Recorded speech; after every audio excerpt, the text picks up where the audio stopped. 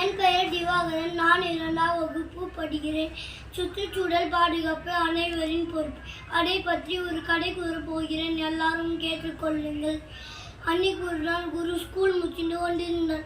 5 குப்பை இருந்துச்சா, அதில் குப்பை இல்லாமல் வெளியே சடுதி கணிச்சு ஒரு தாத்தா குப்பை தொட்டிக்குள்ள குப்பையை கொட்டிட்டு போனாராம். குரு பாட்டு கேட்ட நானே, ஐயா எதுக்கு குப்பையெல்லாம் இவங்க கீழே போடுறாங்க? இவங்களுக்கு சுற்றுச்சூழலை பாதுகாப்ப இவங்களுக்குலாம் பிடிக்காது தம்பி.